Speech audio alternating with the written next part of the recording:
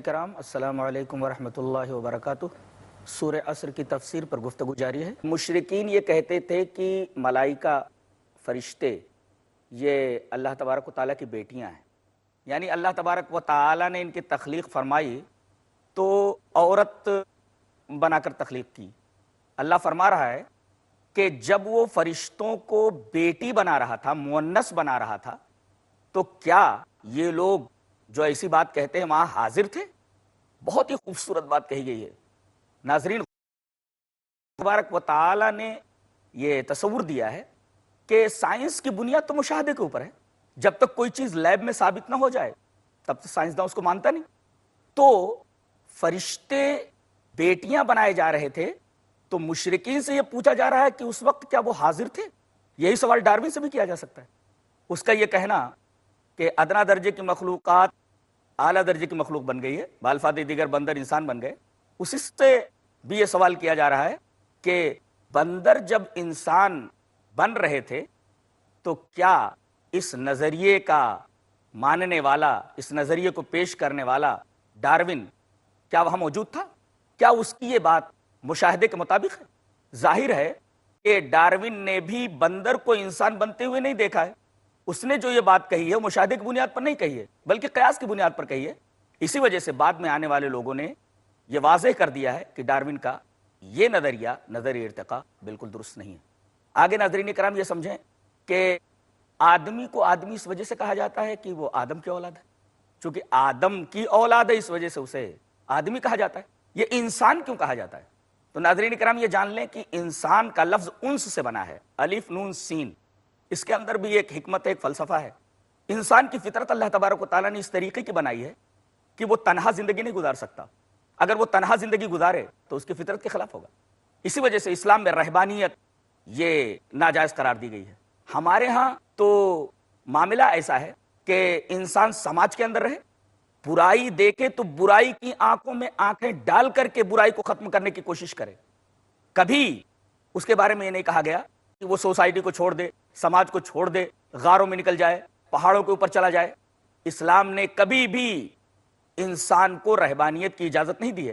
اگر اجازت دے دیتا اور کیسے اجازت دیتا؟ اس لیے کہ یہ انسان کے فطرت کے خلاف بات ہوتی ہے، اس لیے کہ انسان کو انسان اس وجہ سے کہا جاتا ہے کہ وہ انسیت والا ہے۔ اب ظاہر ہے کہ انس ہونے کے لیے کچھ لوگ اس کے دائرے کار میں ہونے چاہیے، تو اس وجہ سے آدمی کو آدمی اس وجہ سے کہا جاتا ہے کہ وہ آدم کی اولاد ہے، اور اس کو انسان اس وجہ سے کہا جاتا ہے کہ وہ انسیت کا حامل ہے، تنہا زندگی نہیں گزار سکتا۔ اور یہ بھی بات واضح ہوئی کہ اس کی تخلیق کسی اتفاق کا نتیجہ نہیں، کسی حادثے کا نتیجہ نہیں۔ تو اب ظاہر ہے کہ جس نے بنایا ہے اس کے درمیان اور انسان کے درمیان ایک تعلق کا ہونا ضروری ہے۔ قرآن حکیم پر اور احادیث شریفہ پر غور کرنے کے بعد یہ معلوم ہوتی ہے کہ خالق اور مخلوق کے درمیان، انسان اور اس کے بنانے والے کے درمیان جو تعلقات ہیں وہ تین طریقے کے ہیں۔ خالق اور مخلوق کا تعلق، عابد اور معبود کا تعلق، غنی اور محتاج کا تعلق۔ ناظرین کرام، یہ ایک بڑا عجیب نقطہ میں آپ کے سامنے بیان کرنا چاہتا ہوں کہ قرآن حکیم پر اگر آپ غور کریں گے تو آپ کو معلوم ہوگا کہ توحید اور شرک کی جتنی بھی بحثیں ہیں انہی تینوں بنیادوں کے ارد گرد گھومتی ہیں۔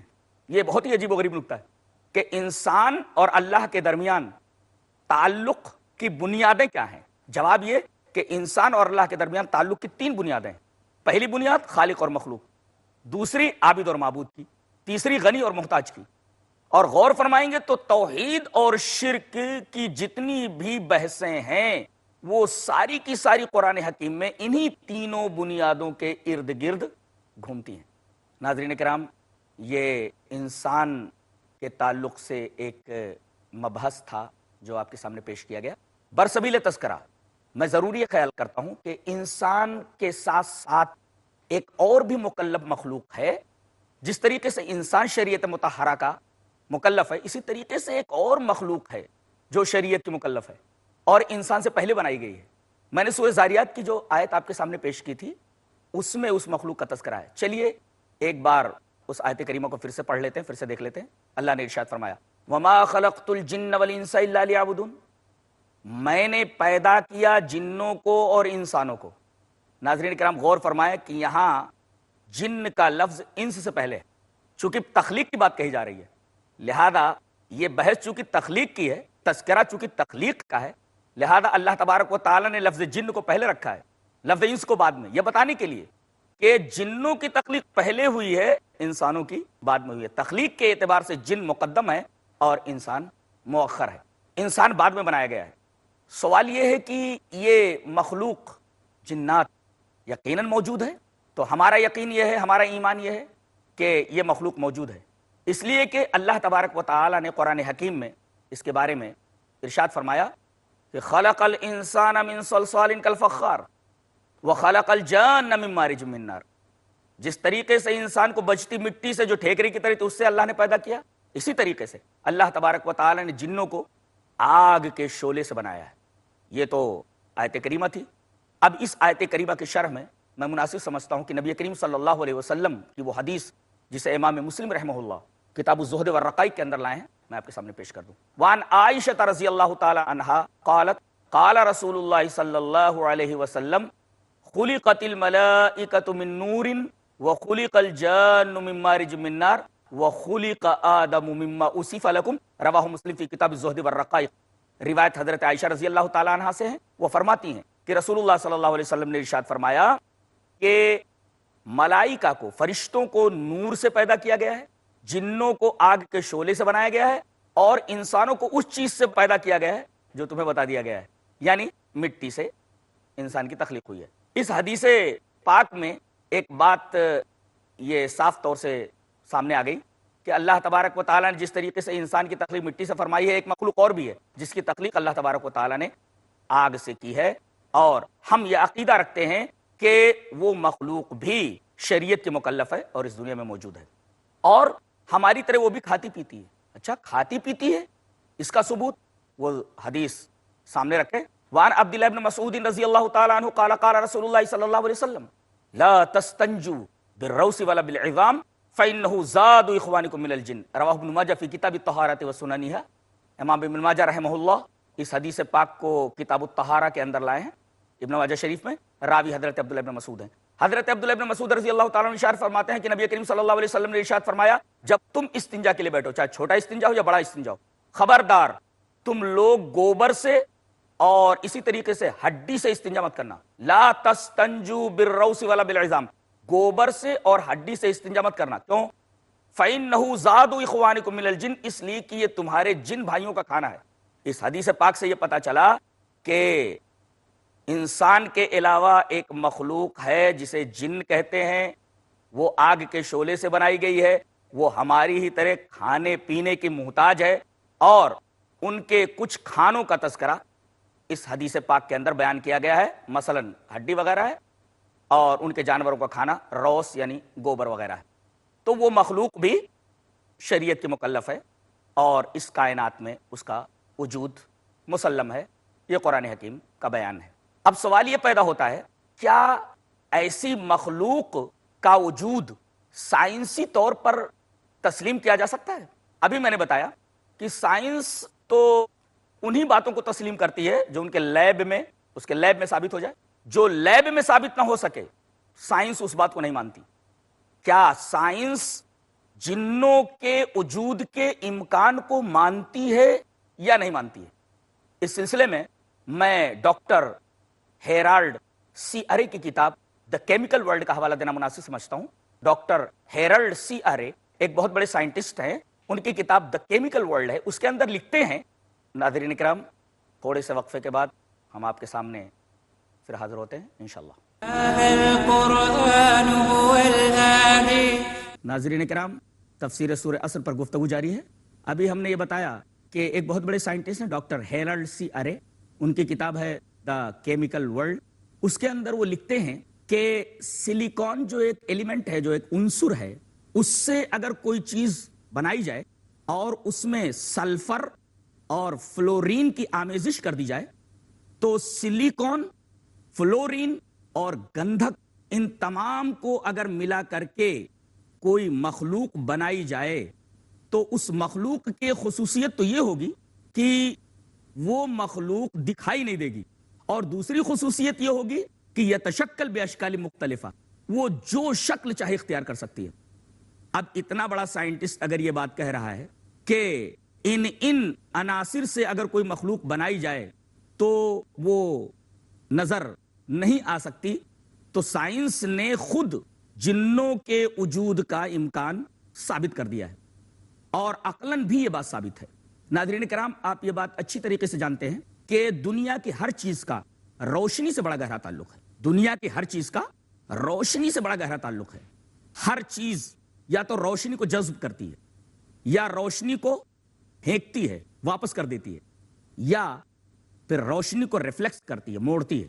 تو پہلی بات تو یہ معلوم ہوئی کہ دنیا کی ہر چیز کا روشنی سے بڑا گہرا تعلق ہے، ایک بات تو یہ معلوم ہوئی۔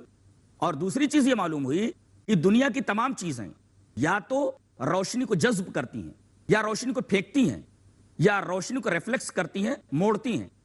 اور ناظرین کرام، یہ بات قابل غور رہے، ملحوظ رہے کہ جو چیز جتنی زیادہ روشنی کو جذب کرے گی، روشنی کو پھینکے گی، روشنی کو موڑے گی، اتنی ہی زیادہ غیر شفاف ہوگی۔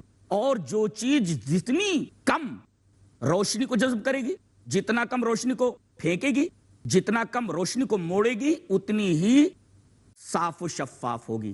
میں مثال میں پانی اور شیشے کی مثال دینا چاہتا ہوں۔ صاف و شفاف پانی کے اندر اگر شیشے کو ڈال دیا جائے تو شیشہ بڑی مشکل سے نظر آتا ہے، اس لیے کہ شیشہ بھی اور پانی بھی دونوں کا مزاج ایک جیسا ہے۔ اور یہ بات بالکل محقق ہے کہ شیشے کا اور پانی کا دونوں کا جو ریفلیکسو انڈیکس ہے، یعنی انعکاسی انڈیکس، وہ تقریباً برابر ہیں۔ اسی وجہ سے شیشے کو اگر پانی میں ڈال دیا جائے تو شیشہ مشکل سے نظر آتا ہے۔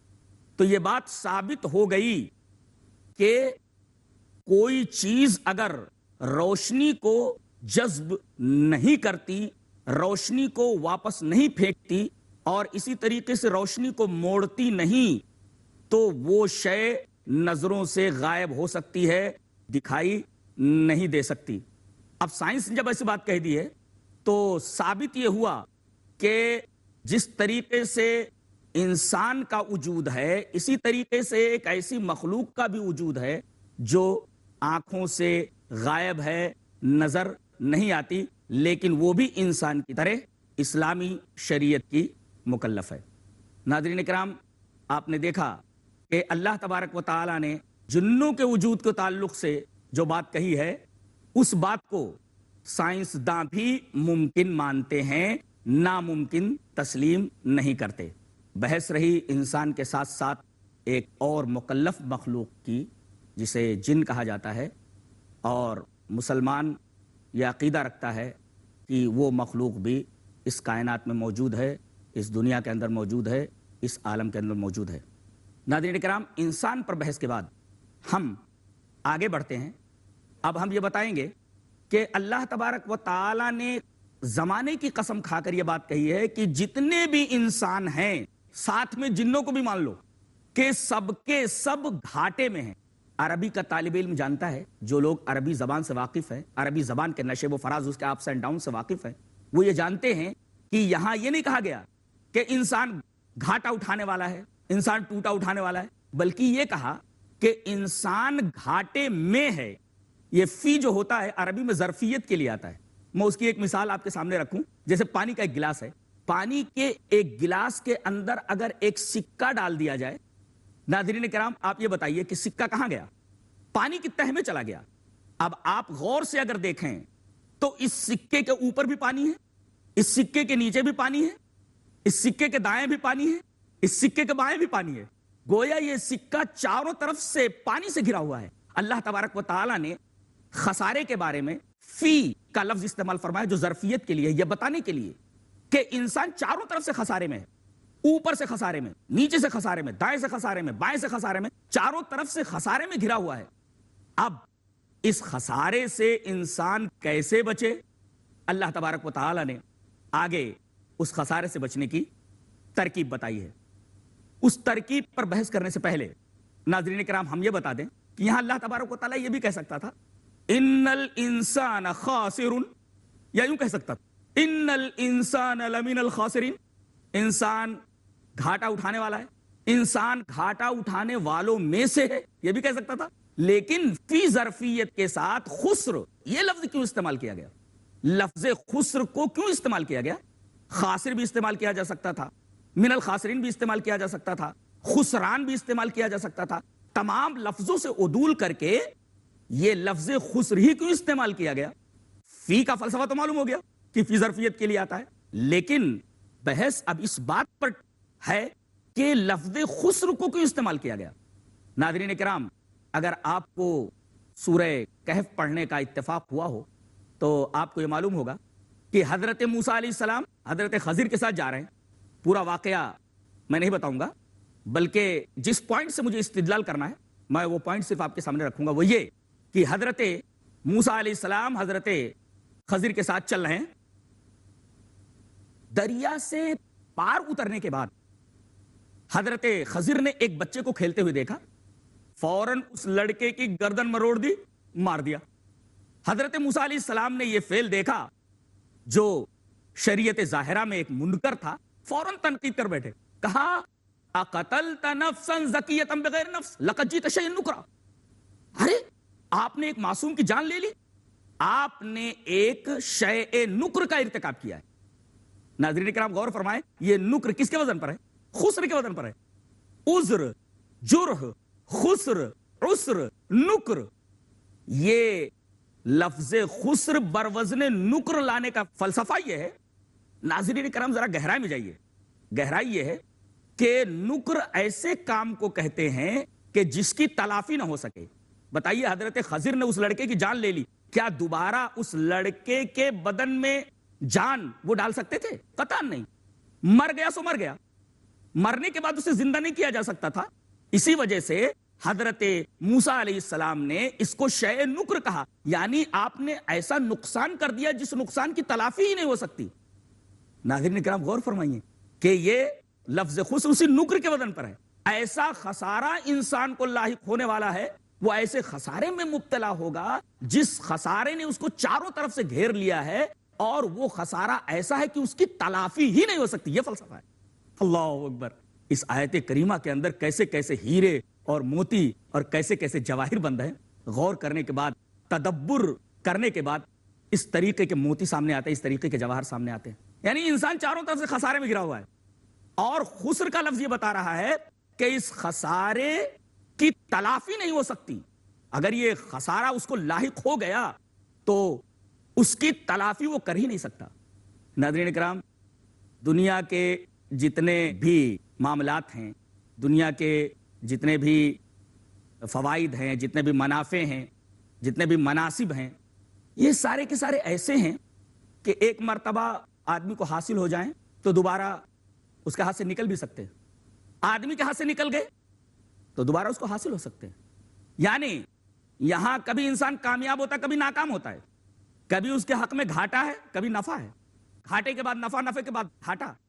لیکن یہ یہاں بتایا گیا کہ یہ خسارہ کوئی ایسا خسارہ نہیں ہے کہ اس کے بعد آدمی پھر نفع حاصل کر سکے. اس خسارے کی تو تلافی ہو ہی نہیں سکتی. اس خسارے کی تلافی صرف ایک ہی صورت میں ہو سکتی ہے، اور وہ صورت آگے بتائی گئی ہے کہ اس خسارے سے آدمی کیسے بچ سکتا ہے جب آدمی متصف بالصفات الاربع ہو، یعنی چاروں صفتوں سے متصف ہو. ان میں سے ایک بھی صفت کم نہیں ہونی چاہیے. آئیے تذکر کے طور پر ان چاروں کو میں آپ کے سامنے پیش کر دوں. پہلی چیز ہے ایمان، دوسری چیز ہے عمل صالح، تیسری چیز ہے تواصی بالحق، چوتھی چیز ہے تواصی بالصبر. اور حیرت کی بات تو یہ ہے ناظرین کہ ان چاروں کا آپس میں بڑا گہرا ربط، بڑا گہرا تعلق ہے. گہرا تعلق کا مطلب یہ ہے، گہرا ربط کا مطلب یہ ہے کہ ان چاروں کو آپس میں اس طریقے سے مربوط کر دیا گیا ہے کہ ان کو ایک دوسرے سے الگ کیا ہی نہیں جا سکتا. یہ چاروں ایک دوسرے سے الگ ہو ہی نہیں سکتے، اور یہ چاروں صفتیں ایک ساتھ انسان میں پائی جائیں گی تبھی جا کر کے وہ خسارے سے محفوظ رہ سکے گا. تذکراً آپ لائٹ کی مثال لے لیں. اگر لائٹ آپ کے سامنے ہے تو آپ اس کو مثال بنا لیں ان چاروں چیزوں کو سمجھنے کے لیے، چاروں صفات کو صحیح کرنے کے لیے جو انسان کو گھاٹے سے بچانے والی ہیں. فرض کیجئے کہ آپ کے سامنے ایک بلب جل رہا ہے. اب آپ بتائیے اس بلب کو روشن کرنے والی چیز کون سی ہے؟ بجلی ہے. بجلی دکھائی دیتی ہے؟ نہیں. یہ بجلی ایمان ہے. در حقیقت ایمان بھی دکھائی نہیں دیتا ہے. کسی سے کہا جائے بھئی ایمان دکھا دے، ایمان دکھائے گا؟ وہ ایمان دکھائی نہیں دیتا بجلی کی طرح. اب یہ جو بجلی ہے اس کی مثال ایمان کی ہے، اور بلب کی مثال انسان کی ہے. اور یہ جو بلب کے اندر روشنی ہے یہ عمل صالح ہے. اگر بلب فیوز ہو تو بجلی کا کوئی مطلب نہیں ہے. بلب موجود ہو مگر بجلی نہ ہو تو بھی بلب کا کوئی مقصد نہیں. تو یہ جو بجلی ہے وہ ایمان، بلب انسان. ناظرین کرام، ہم دوسرے ایپیسوڈ میں پھر آپ سے ملیں گے انشاءاللہ تعالی. هذا القرآن يوحدنا لطريق الخير يوجهنا الله تعالى أنزله ورسول الله معلمنا هذا القرآن يوحدنا لطريق الخير يوجهنا الله تعالى أنزله ورسول الله معلمنا هذا القرآن هو الهادي لأوائلنا وأواخرنا يدعو للعلم